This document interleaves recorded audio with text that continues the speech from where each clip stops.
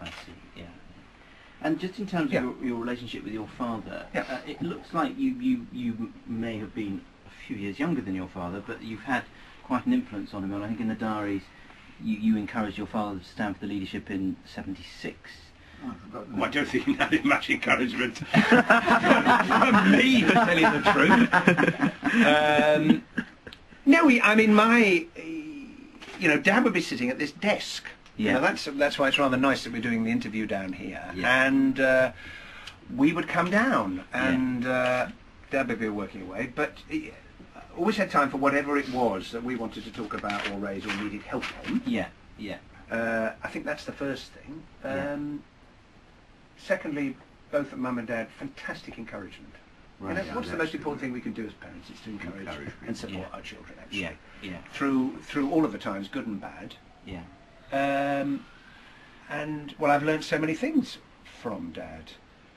I think... He made me a vegetarian. Well, that is true. That's right. That he said to me 35 years ago, Dad, I never liked meat, so I always loved animals. And he said, Dad, if the world ate the grain, instead of feeding it to animals and killing them, there'd be enough food for everybody. In that moment, my wife and I became vegetarian. Really? A very, very powerful argument from...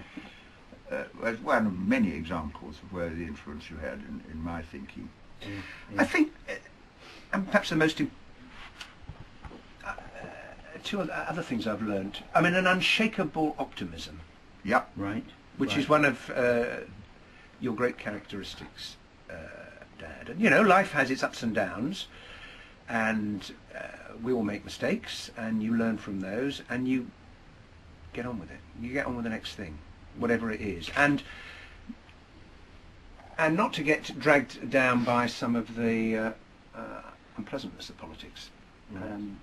Tapa, which is what we called my grandfather, had this wonderful phrase, which was, he said, never wrestle with a chimney sweep.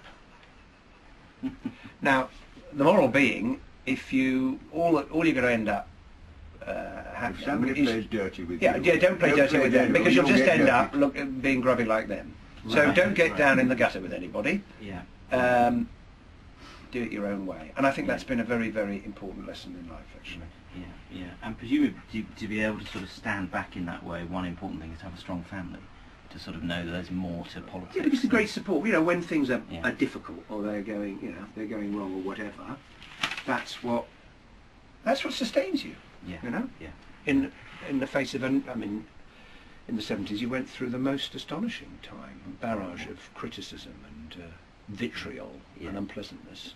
Death threats were my great favourite. I kept them all. Really? One man wrote and said he was going to kill me in 12 months, then 11 months, then 10, then 2 weeks, and then he never wrote again, whether he ran out of stamps or whether. And then another man, when I was a minister, wrote and said he'd kill me, but he put his name and address on the letter, so my officials sent the police there, and I had another letter from him saying, Dear Mr. Benn, will you ask the police to go away? I recognise my last letter to you was in rather bad taste. And last summer I got a death threat. I hadn't had one for years. I was so chuffed. I think it threatened you as well, but I didn't tell you about it. I didn't want to worry you, but it was so nice to get a death threat again.